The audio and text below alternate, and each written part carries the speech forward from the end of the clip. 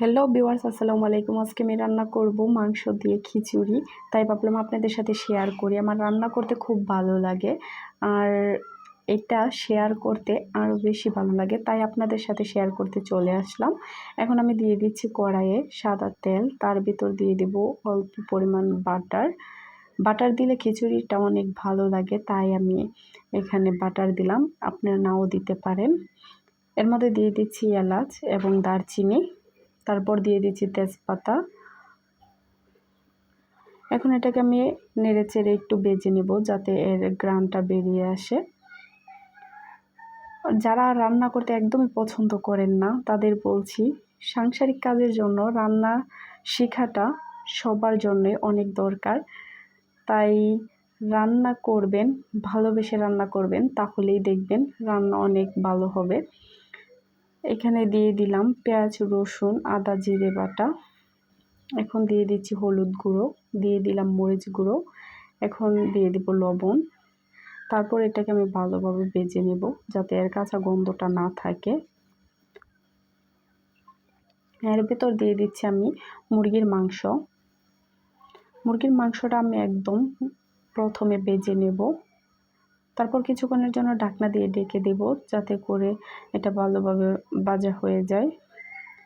এখন আমি আবারও নেড়ে চেড়ে ভালোভাবে ভেজে নেব। ভেজে নেওয়ার পর দেখেন এটা কিন্তু মশলাটা অনেকটাই মাংসের সাথে মিশে যাচ্ছে। তারপর আমি দিয়ে দিব পানি। এখানে আমি গরম পানি দিয়েছি, আপনারাও দিয়ে দিবেন। তারপর আমি কিছুক্ষণের জন্য ঢাকনা দিয়ে ঢেকে দিব যাতে এই ঝোলটা একদম মুরগির মাংসের সাথে মিশে যায়, শুকিয়ে যায়। তারপর দিয়ে দিব চাল এবং ডাল। আমি ধুয়ে রেখেছিলাম, পানি জড়িয়ে রেখেছিলাম যাতে করে এটা তাড়াতাড়ি ভাজা হয়ে যায়।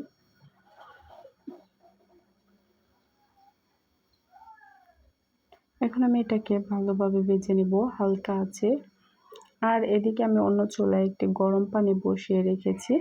এখানে কিন্তু আপনারা অবশ্যই গরম পানি দিবেন, না হলে কিন্তু এই খিচুড়িটা জড়জড়ে হবে না। আর আমার কাছে জড়জড়ে না হলে কিন্তু খিচুড়িটা ভালো লাগে না, তাই আমি এখানে একদম জড়জড়ে নরম করে খিচুড়িটা রান্না করে নেব।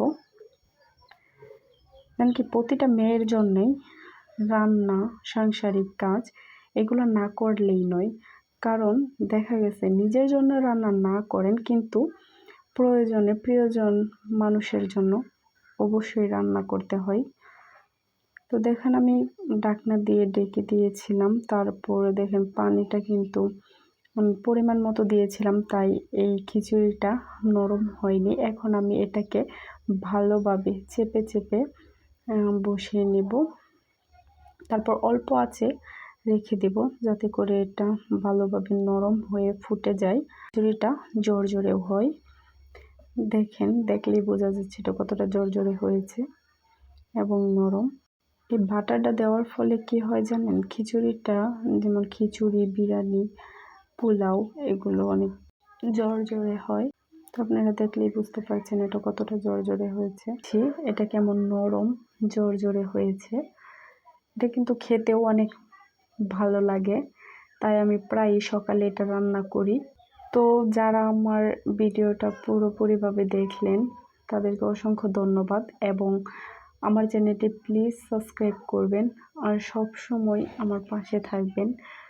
আমি আপনাদের সাথে রান্নার ফাঁকে ফাঁকে নিজের কিছু কথাগুলো শেয়ার করি, কারণ এতে করে আমার খুব ভালো লাগে। আর একটা কথা কি জানেন, আমার সব রান্না আমি আমার মায়ের কাছ থেকে শিখেছি। তাই মনে হয় যে যদি আমার মা এই রান্নাটা করতো তাহলে মনে হয় আরও ভালো লাগতো। কি আর করা যাবে, মা তো আর সব সময় কাছে থাকে না। আপনাদের বলি, আরেকটা অনুরোধ করি, যারা মায়ের হাতের রান্নাকে মিস করেন বা মায়ের হাতের রান্না খুব পছন্দ করেন তারা প্লিজ কমেন্ট করে জানাবেন। সবাই ভালো থাকবেন, সুস্থ থাকবেন। খোদা হাফেজ।